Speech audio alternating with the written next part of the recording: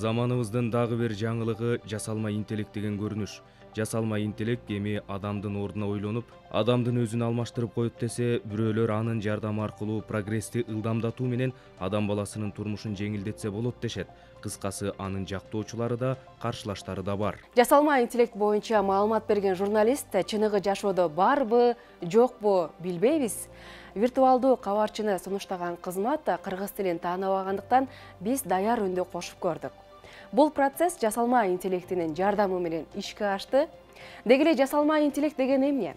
Анын кандай мүмкүнчүлүктөрү, артыкчылыктары бар? Келечеги кооптуу эмеспи? Биз бүгүн ушул жана башка суроолорго жооп издейбиз. Жасалма интеллект дүйнө жүзүндө эң тез өнүгүп жаткан прогрессивдүү технологиялык тармак болуп эсептелет. Ал адам акылынын күчү жеткен маселелерди чече алган система же машина. Башкача айтканда, алган маалыматтардын негизинде үйрөнө алат. Кыргызстанда жасалма интеллектини кимдер кайсы тармакта колдонуп жатат? Учурдагы абалы кандай? Мүмкүнчүлүктөрү, артыкчылыктары катары эмнелерди айтсак болот?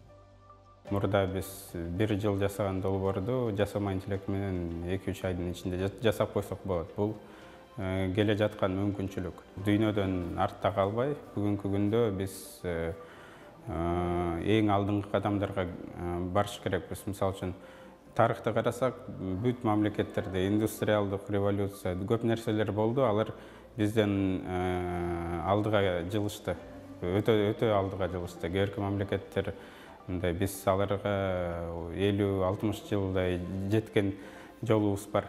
Ага карабастан биз бүгүнкү күндө жасалма интеллектти өздөштүрсөк, ошол эле жолду биз кыскартканга мүмкүнчүлүктөр көбүрөөк болуп калат. Ошондуктан бүгүнкү күндө жасалма интеллекттин колдонуусу өтө маанилүү. Жасалма интеллектинин жардамы аркылуу сүрөт, видео, роликтерди жасоо менен акча таап, күнүмдүк жумушун кылган каарманыбыз алгач Instagram баракчасынан көрүп кызыгып калганын айтат. Жасалма интеллектти мен негизи Instagramдан көрүп калдым. Аябай кызыктуу болгондуктан мен өзүм да кызыга баштадым.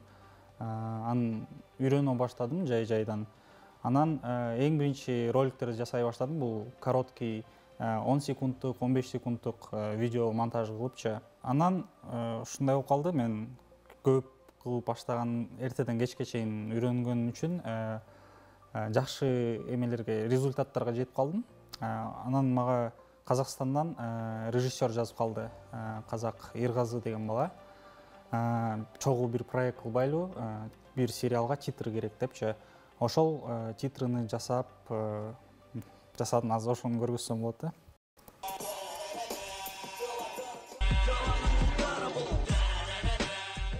Бул проект мага түшкөндө мен эң биринчи видео материалдарды топтодум. 20дай видео бар болчу. Ар бирөөсүн кесип, сүрөт кылчуларды сүрөт кылып, ар бирин тизип алдым да, өзүмө ыңгайлуу болуш үчүн. Тизип алып, анан монтажды баштадым. After Effects'тен кирип, видео уже без обработки нейросеть менен элечи биринчи аны склеил, получается, бири-бирине жабыштырып, видеону толук жасадым. Аны жасагандан кийин ар бир 10-15 секундтан бөлүп алдым, чтобы мен Stable Diffusion'га киргизгенде программа мага идеальный кылып чыгарып бериш үчүн. Адам атайын билимге ээ болуу үчүн жогорку окуу жайында 5 жылдап окуса, жасалма интеллект ал 5 жылдык билимди 5 мүнөттө өздөштүрүп алышы мүмкүн. Прогресс, өнүгүү аябай маанилүү нерсе. Бүгүнкү күндө мисалы үчүн биз 100 жыл мурун тиги бир тракторго таң калсак, бүгүнкү күндө канча нерселер уже пайда болуп калды. Космосто да бүгүнкү күндө спутниковый интернет келип атат. Андан тышкары ошол эле жасалма интеллект жумушубузду аябай оңой кылып атат. Биз азыр көрүп атабыз ошону. Мисалы үчүн 1 айда же 1 жылда аткарган жумуш бүгүнкү күндө 1 жумага кесилип атат. Кээки жумуштар жарым жылга кесилип эметип, биз ал мисалы үчүн ошол 1 жылдын жумушун жарым жылда жасаганын элестетсеңер, канча каражат. Учурда кыргыз тилинде сүйлөөчү жасалма интеллектинин үстүндө иштелип жатат. Текстти үнгө, үндү текстке которуу этабы аяктап калды. 2023 жылдын аягы, 2024 жылдын башында программа жалпы колдонууга чыгарылат. Нурай Шарабидин кызы, Кадыр Султаналиев, Нурзатбек Турсун кызы, Замана студиясы.